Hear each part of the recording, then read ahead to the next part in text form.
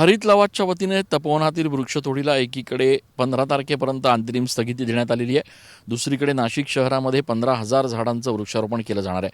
सोमवारी हा कार्यक्रम पार पडतोय आणि त्यासाठी गिरीश महाजन यांनी आंध्र प्रदेशच्या राजमुद्री या ठिकाणी जे काही झाडं निवडलेत ते आता नाशिकमध्ये दाखल व्हायला सुरुवात झालेली आहे.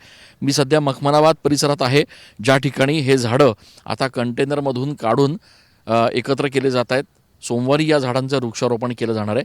मात्र आपण जर या ठिकाणी बघितलं तर देशी झाडं या ठिकाणी आपल्याला बघायला मिळत आहेत. वड, पिंपळ, निंब, त्याचप्रमाणे इतर जे देशी झाडं आहेत ते या ठिकाणी असल्याचं आपण दृश्यांमध्ये बघू शकतो. विशेष म्हणजे या झाडांचा बुंदा मोठा आहे, त्याचप्रमाणे यांची उंची देखील साधारण 15 ते 17 फुटापर्यंत आहे.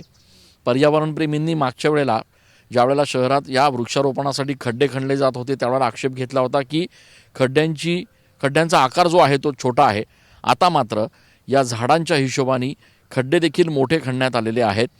सोमवारी जवळपास 15,000 झाडांचं वृक्षारोपण जे आहे ते शहरात केलं जाणार आहे.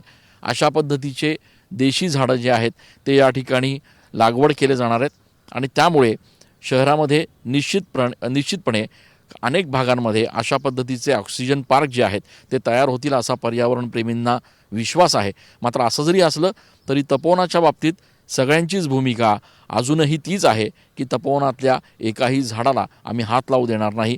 त्यामुळेच तपोवनातलं आंदोलन देखील दुसरीकडे सुरूच आहे. कॅमेरा पर्सन खुशाल पाटीलसह मी चंदन पूजा अधिकारी, TV9 मराठी.